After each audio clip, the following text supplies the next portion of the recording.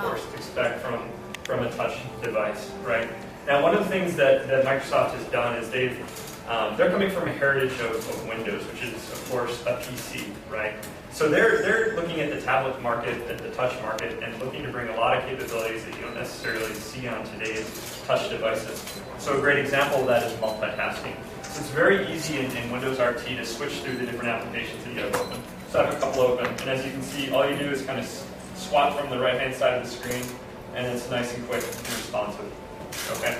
So not only can you kind of access the different apps that you have open, you can also actually run more than one app at the same time. So what I've done is I brought up the different apps that I have open, and I'm going to take my mail client right here, and I'm actually going to drop it next to Internet Explorer. Okay. So I'm actually running two apps at once. Now this is not something any other touch OS is doing right now, right? But it's something that a lot of users have been looking for, right? More capabilities, more ability to use the apps they want to in whatever way they want to. So as you can see, I'm actually running two applications right now, right? My mail as well as Internet Explorer. Now, this is just one example. You can think of plenty of different usage cases, right? You could be watching TV in the main window and chatting with a friend in the other one. You could be doing work like Office, Excel, or Word, and sending it to a colleague of yours in email. Lots of different combinations, right?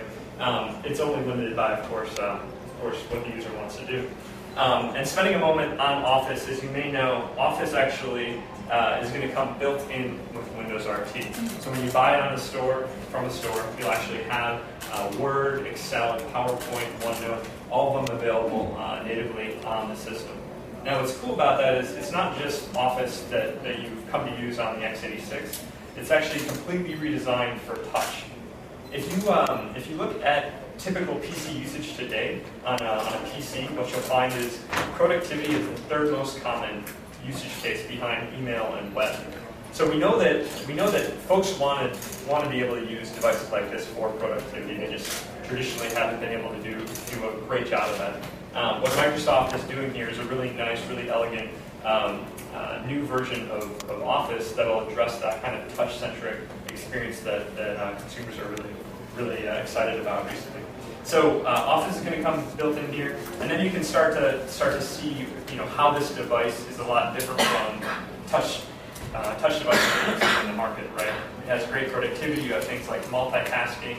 It supports multiple users, right? So if a dad has an email account that he links to, but the child can't get access to it, right? It brings all the peripherals that Windows supports.